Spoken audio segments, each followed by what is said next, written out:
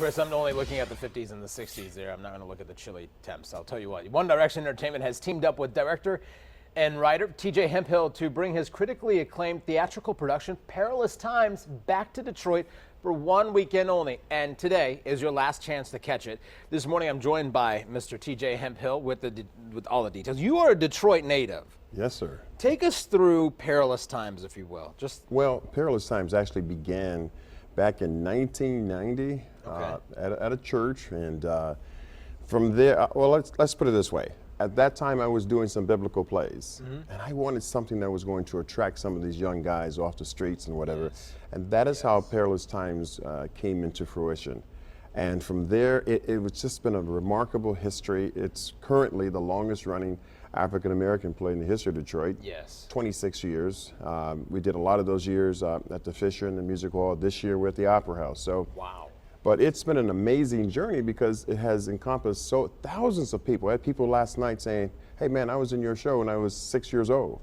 And they're now 25, 30 with kids, you know. So it's just an amazing journey that this play has taken. It makes you feel good when you see that. And the change that these kids had, because your whole goal was to get them off the street. That is so. I had a guy came to me last night. He said, man, when I saw your play, after seeing your play, I went to church and I've been in church ever since.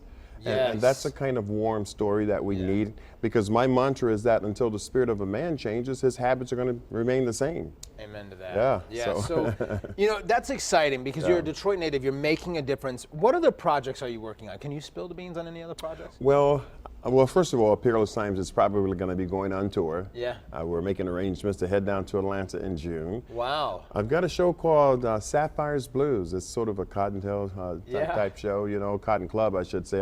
I'm thinking of East when I say Cottontail, but it's a Cotton Club type show. Yeah. And I've got some other projects in the work. We're working on a few movies, and you know, God is blessing. We're just doing a lot of things here. We're just trying to get the talent that's in Detroit. Yes. You know, a little bit more focused towards some of the things we're doing, and I'm honored to be able to work with so many talented people from here. And some of those guys and girls on the streets are so talented. It's Yes. just reining it in.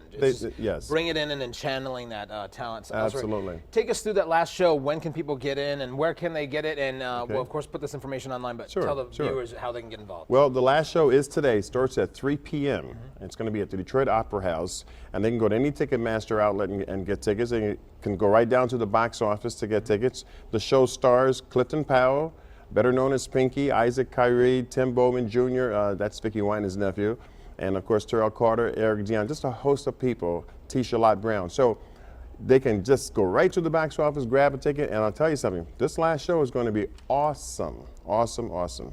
You heard it from him, the director, and of course the writer behind it all. There's more news straight ahead. Don't go anywhere. You're watching 7 Action News on this Saturday morning. We'll be right back.